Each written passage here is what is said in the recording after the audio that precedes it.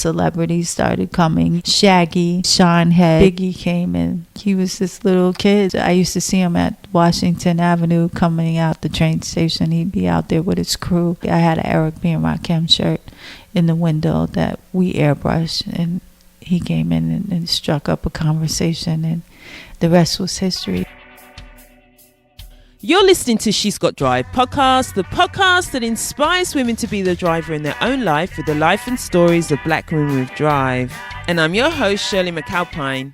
I'm a business consultant and executive coach and a leadership facilitator working with people and organizations to live their lives by design and not default.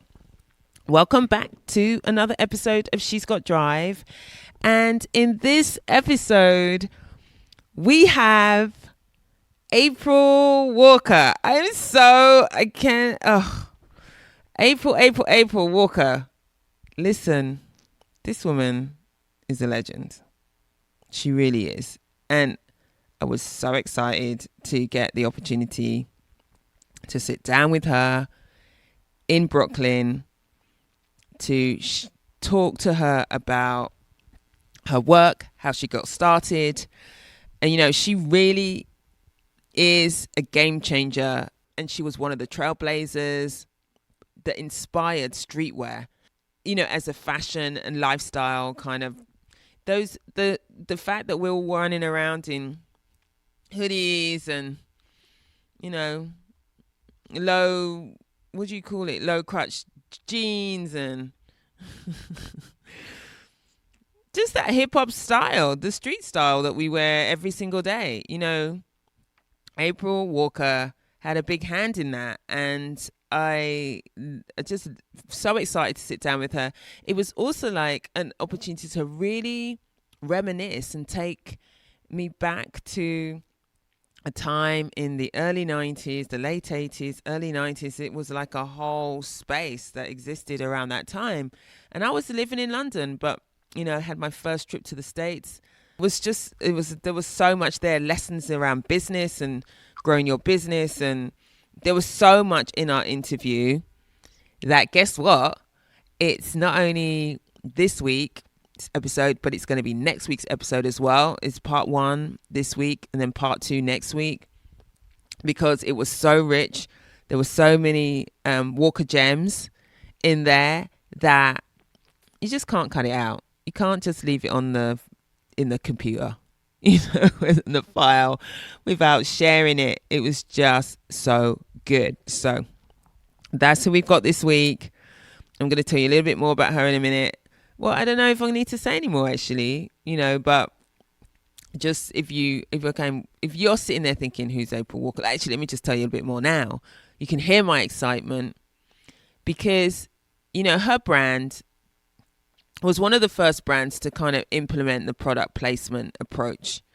And she secured celebrity endorsements from people like Tupac, Notorious B.I.G. to Beavis and Butthead, Shaggy. You know, the brand was one of the first like chain store distributions for streetwear and commanded millions in sales. I mean, millions. And remember, we're talking about the 90s, and she was young at the time, you know, offering fashion and function. She had this brand called Fashion in Effect, you know, as well as Walkerwear. That was Fashion in Effect, and then she developed Walkerwear. And so we're going to hear like how it came about and how it grew. Who are the people that she worked with? How did she work with them? She continues to have Walkerwear, and that's available. She has these workshops that she does for young entrepreneurs called Build Your Own Brand, and she's committed to mentoring people as well. She does really great work, and she's also got a book out called Get Your Ass Off the Couch. Some Walker gems in there. So I can't tell you. You can hear my excitement. You can hear there's so much in the interview. You know, you're going to want to listen and re-listen to it. And you can hear that what happens when, you know, things that we live with today, like just discovering where does it come from? Where does it source from? and really, you know, the early adopters, the early innovators, the people who are really thinking from, or getting from their ideas to actual reality, and what that gives us 30 years later, still going strong, and that we are still benefiting from the hard work that was done back in the day. So I can't wait for you to kind of hear the Walker Gems and us spend some time with April. Before we go to the interview, I want to give a shout out to everyone who gets in contact with me on Instagram and sends me messages and lets me know how the podcast is impacting them and influencing them, and really enabling them to maybe think differently about their life and how they're doing it. Or, you know, when you share with me, you know, the difference that it's making and what you do with the information that either I provide on the solo episodes, or when what you hear from the interviews with those wonderful women that I have on the show. So I just, you know, that it makes a difference to me, know that it keeps us going, know that it inspires me to keep wanting to bring, you know, really amazing women to you, and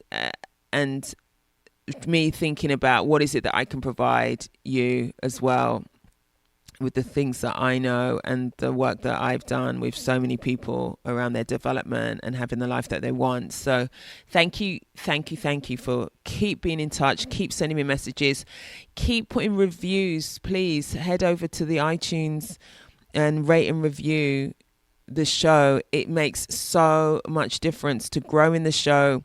That's what people look at. They want to know, what's this show about, and they read the reviews and the ratings. So please, you know, continue to do that.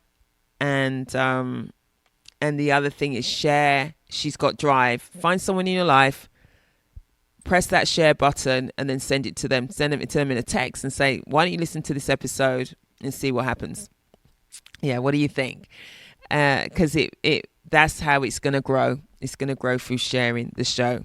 Okay, so without further ado, I'm going to hand us over to April Walker. You know, so here's the interview with April. Thank you so much for being a guest on She's Got Drive. My pleasure. I'm happy to be a guest here. I feel very privileged. I can't imagine, you know, like when I saw you at Essence, and you were on the panel and at Fashion House, and I was sitting there, I was going, I've got to interview April Walker. So to be here we made it happen. And I just feel so privileged. So thank you so much, because you're a legend, man. Thank you. You really, really are. And I'm excited to share. I have a brand called Walkerwear. Mm-hmm.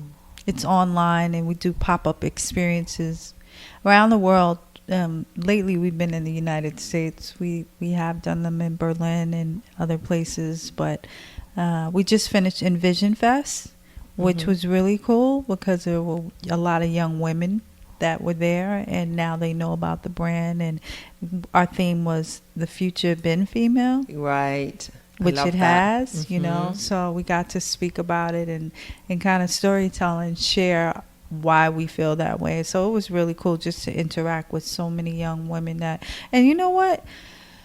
I have a lot of hope for the future, because they were coming to our booth like, what does your brand represent, and what are you doing for the world, and who are you? Nice. You know, those were the kind of questions, right. You know, and yes. I'm like, wow, they're thinking past just consumer buying, but like being responsible about how are you being socially ethical, and what are you doing, you know, all of these things. I think were really cool questions that we didn't ask. I basically, to answer your question, I'm a lifestyle entrepreneur. I am a brand evangelist. I am a health and wellness junkie.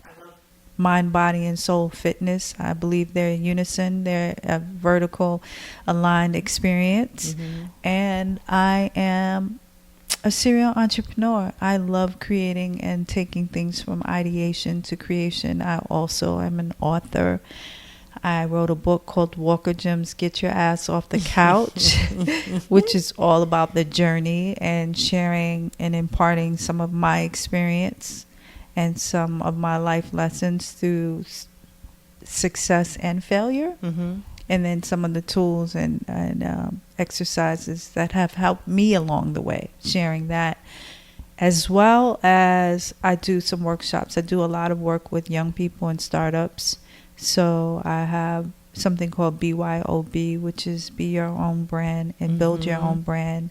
And I implement them in school settings, universities, and then some private works as well. So that's what I'm doing right now. I have a exhibit going on now, or an exhibit that's happening in Brooklyn called Photoville, which you said 30 years, and it has been, and it's a visual exploration of my 30 years in walk-in fashion in Brooklyn. So it's exciting because it's under the Brooklyn Bridge, and it's the biggest outside photo exhibit in New York. It happens once a year, but just to be in my own borough and see it, right under the bridge, that's like surreal for me. So yeah. And you stayed in Brooklyn throughout that time, right? I always kept my place in Brooklyn. I've lived in LA and in Las Vegas and Philadelphia and other places, but I never left Brooklyn. Your heart's here.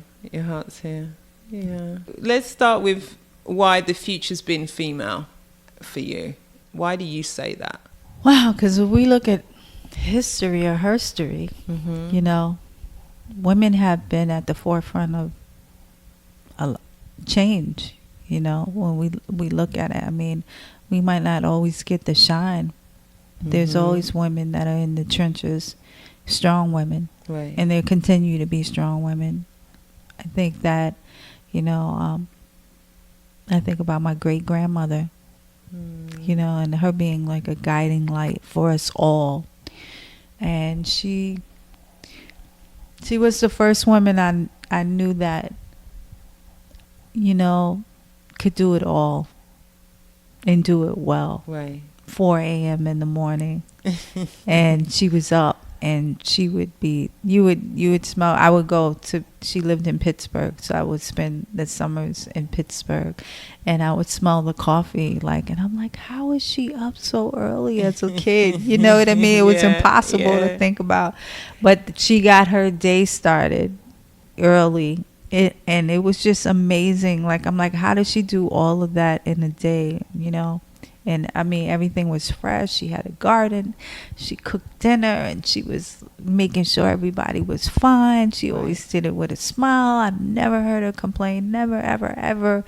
And she owned her house. She owned her car. She taught you about debt and credit and not owing, you know what I mean? Very early. These are the concepts that when I look back, and then it was carried on, but it was also through watching others, whether it was Rosa Parks or Sarah Vaughan or Billie Holiday or, Angela Davis. We have so many fearless, people. Frida Kahlo, it's just like a lot of magic. Right.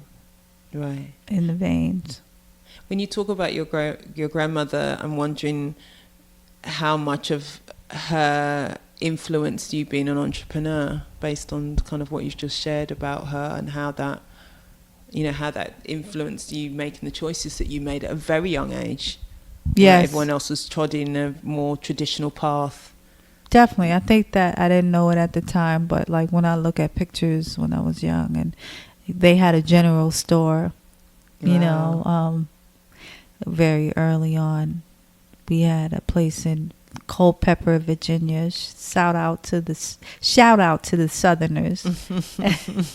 But we would go and travel down there, and her father built that house. You know what I mean? So you saw land, and you saw a lot, and she was very proud to let you know stone, every brick, this came from us, you know what I mean? And then they had a general store. And then when they moved to Pittsburgh, they had a store, you know. Right. And then, so I've come from a family of entrepreneurs. Right. My father and my grandfather were more on the creative side.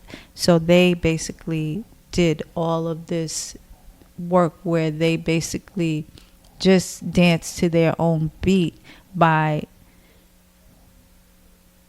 following their passion, and that was music. And then my sister took that up as well. So, you know, I come from a family of makers and creators. And so I think I caught that bug. I didn't know I would catch it, but I did know by high school I didn't want to work for someone else, and you know, and fashion found me. So when you say that you knew that you didn't want to work for someone else, because whilst everyone's kind of being directed in a particular way, what was it at that time that had you say it, like a knowing in yourself, or that had you have some kind of confidence to say, I'm not doing that, I'm doing this, as fashion like found you? What is it in you that then says, I'm not going to do that? Because that's so young. It was. And you know what? I don't remember it, to be honest. I just, you know how I know? Because at one point, we were doing interviews, and they did a piece on me, and they were asking people from my childhood about me and qualities. And one of my really good friends that I went to high school with said that she came to meet me. I was in a part-time job. I was 16 or 17, and she said that I came outside, and I said, I'm not going to be able to do this. And she said, what? And I said, work for someone else. I'm not going to be doing that. That's not what I'm going to do with my life, you know. And so just that thought process was like, I don't remember it, but she said it. She was so clear and so absolute about it that I was like, wow. And I don't remember it, but I know she's not making it up. So it was just like, and you know how you look back on things and you're like, wow, I was clear about that young, you know what I mean? But I didn't know what it would be. Yeah. And then there's a difference between that kind of having a sense of that and being a sense of a confidence enough to then to keep going with that. You know, sometimes we have thoughts about what we should do or want to do, and then there's a whole thing about whether we actually follow through and do it. But you did. So you said that fashion found you. How did it find you? So I love to I was in college, and I love to go out. I used to go to the Apollo Theater, amateur night. And one night I went to visit Dapper Dan, and this is in the 80s, and it was early enough, you know, that I saw it, and I was like, the light bulb went off. First of all, I was in awe of his establishment, and it was packed, and it was everything that, you know, we were already creating our own and taking fashion and remixing it and just making it something different, because what we wanted didn't exist in the stores, you know. Right. So when I went and saw him, and then I saw, at that time we were wearing Gucci and buying MCM and Fendi and all of this, but he was taking it and doing something totally different with it, and it was amazing to me. So, and then I was in awe that he was a 24/7 establishment. So all of that, he was open 24/7. He was open 24/7. Oh, I didn't know that. That's incredible. It was.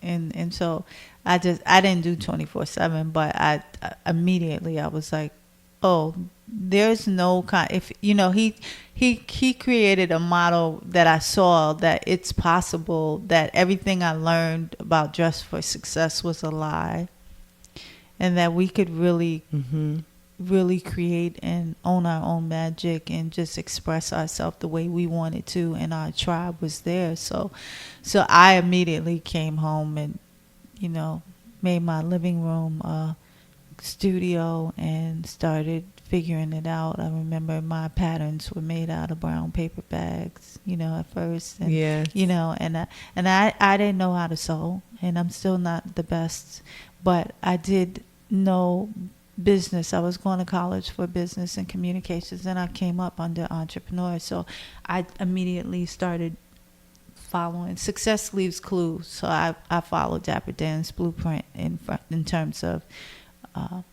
borrowing one or two of his tailors, you know, Right. and then I stood outside of factories that were in New York, and I would have an interpreter, and I got a few great tailors, and you know, they showed me what machines I needed to buy. Mm-hmm. You know, I said I want to do leather, I want to do heavy denim, I want to do, you know, heavy fleece. I need something that can do it all. So I learned about jukis, I learned about industrial singers, I Right. learned about Merrill machines and all of this through the greats, you know, through them, because they were masters at their crafts. And anyway, reverse engineered the process, and once I did that, we knew what we wanted, because we were the tribe.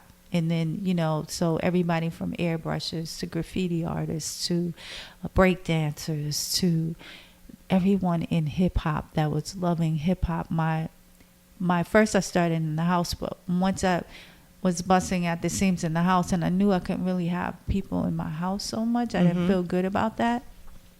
And I saw, like, we need a bigger place. I got a store, 212 Green Avenue, which was like literally 6 blocks from my house at the time, and it was a diamond in the rough, because Brooklyn was very different at that point. Yes. But I was right around the corner from the 88th precinct, and and I made my own homemade sign. You know, we went to Pearl Paints, and we created Fashion in Effect. And Fashion in Effect was born in 1987, and you know, we had our own fashion couture house in Brooklyn, and we made everything from gowns to tuxedos to Wow. leather suits. Easter was huge for us, you know, and you would have everybody from blue collar workers to white collar to celebrities started coming, you know, Brooklyn celebrities. Shinehead, shout out to Shinehead, and Shaggy. And one day Biggie came in, and Incredible. he was this little kid that I used to see him at Washington Avenue coming out the train station. He'd be out there with his crew as a teenager. But one day I had an Eric B. and Rakim shirt in the window that we airbrushed, and he came in and struck up a conversation, and the rest was history. That's amazing. That's amazing.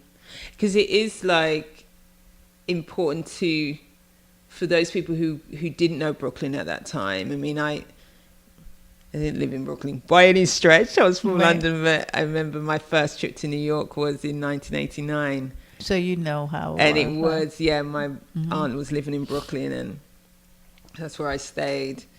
And it's different. I mean, New York was different. You know, that whole, like... There's so many parts of New York that, you know, it's just so different. And that vibe and Fashion in Effect, and maybe because of Shaggy that I heard of it at that time. Right. But so it sounds like it took off really quickly. It did. And I think that was God's grace and timing, you know, and then the product, if the product didn't speak for itself, people wouldn't have stuck around. That's obvious. But I have to say God's grace, because I believe all our blessings flow from that. And I also know that I wouldn't have made it without him, because I didn't know what I was doing. I was 21, you know, and yeah, you go to school for business, but you know, real life is different than what you learn a lot. So I hit it out the door. You know, I made so many mistakes the first year, and we still did about I remember looking at the books at the end of the year. We did $88,000 our first year. What? And that was like unheard of. And that was like in 1980. Exactly. You know, so you know what that would be now. Yeah. And the bad thing about being young and not really understanding everything and how money can work for you, you think that when you start making it that early, you're like, oh, I got this. You know, I can do that later. When that's the time to invest and that's the time to pull back in that. But, you know, lessons learned. But I remember,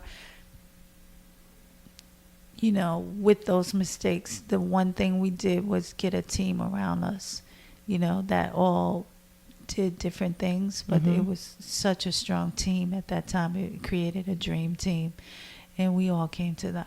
We all wore hustle hats. Like everybody on my team was really good at hustling and putting together their resources collectively to build something that was bigger than just them or me.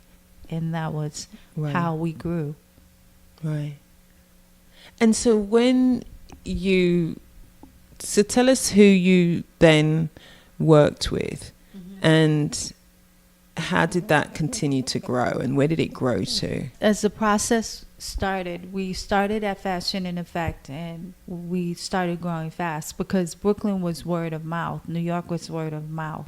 So it was like the best form of advertisement was when someone was wearing your product and then someone else would say, where'd you get that? Right. And they'd say, you have to go see this girl in Brooklyn. So that was how the internet is now. That was our internet, word of mouth, right? Correct. And that built the best credibility because if your friend shows you something and says this is the bomb, you're gonna believe in that more than an ad. Exactly. And so that was our built-in marketing, and it worked for us because we couldn't afford advertising. That was the fact of the matter. We didn't have advertising dollars. All of this was a learning process, and we were going and building as we were going day by day, literally.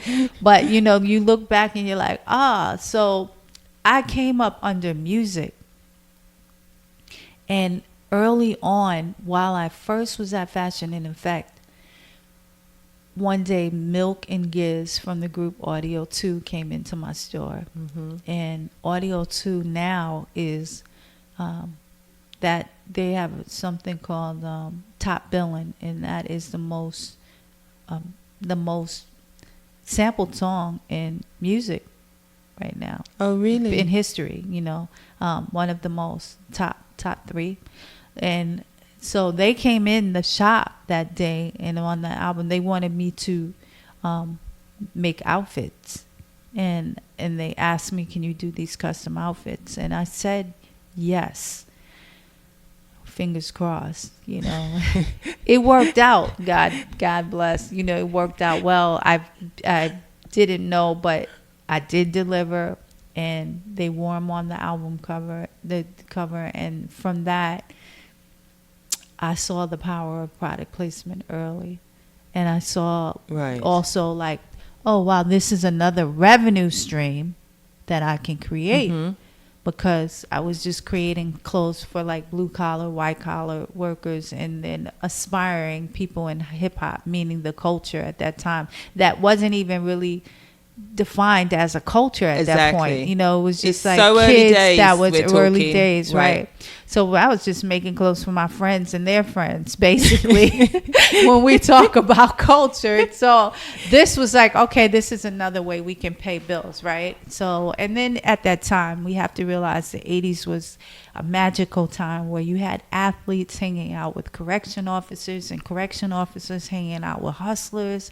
It was weird, but it was dope in New York. It was like a mishmash of everything going on here, but that's what made it special. And there was a lot of money in New York City on the streets, even though once crack got in, it all changed. But you know, so that was like, but this was going on during the change, when I saw the change coming, when crack was coming in and all these things. And I knew like it got crazy. I was like, all right, I have to figure out how we flourish, how do we grow. And so I think naturally at that time, when I saw two things, I saw the revenue stream had to change because, had to grow, because you never want to be dependent on one source.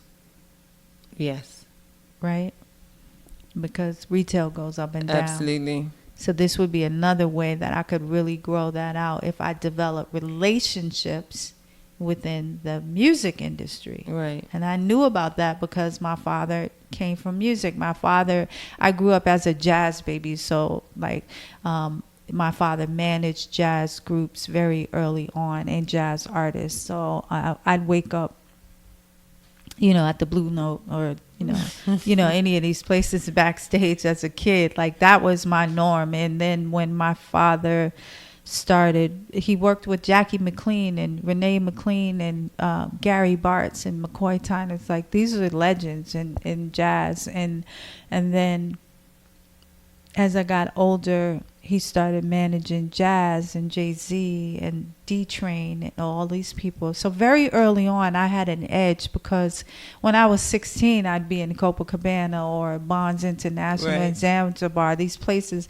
I had no business being in, but I was with him, so I got a pass, And so I saw the way people dress. I saw that lifestyle, and it probably just soaked up and became part of my essence because of that. And so I also saw the way the music industry operated, because I was around it so much.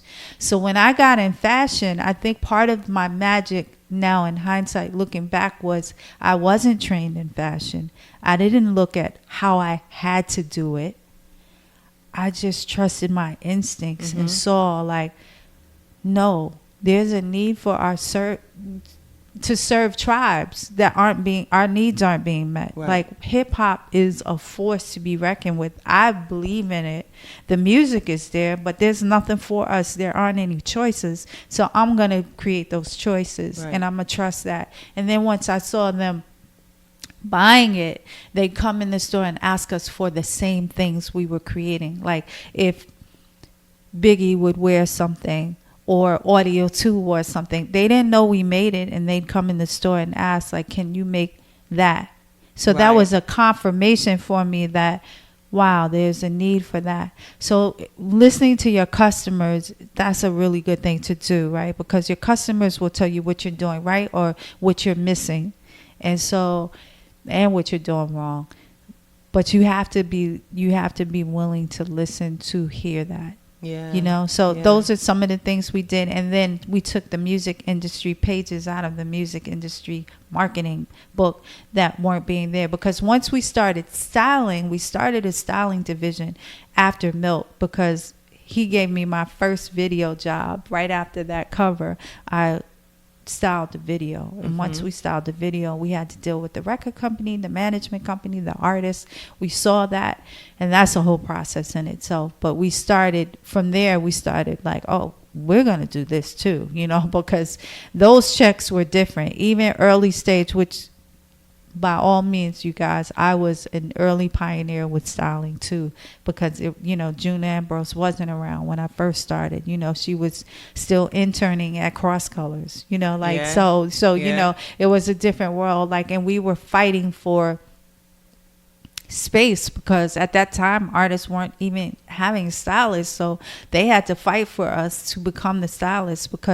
And then the record companies would say, well, we'll pay you, but you just use their wardrobe at home. And I'm like, what's the point? No, we need a budget for the artists too, So that's the level I was on, fighting to get artists what they wanted, and to make sure that we implemented a vision that was past just their regular wardrobe. You know what I mean?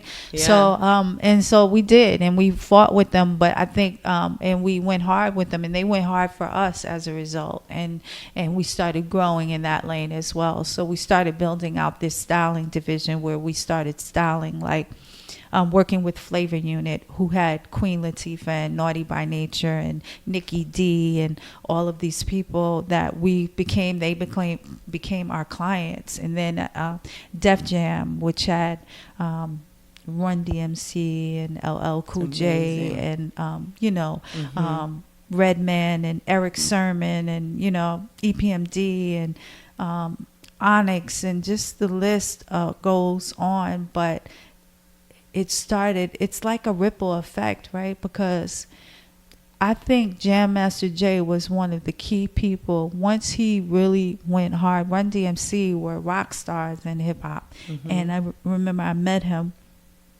in a club, and he said, well, who made that? I had on a gown. And he said, yeah, right, you know. And I said, no, really, I did. I gave him a card, and the next day they called and said, do you want to style? It was a video or a cover or something. Then like 2 weeks later, and I was like, yeah.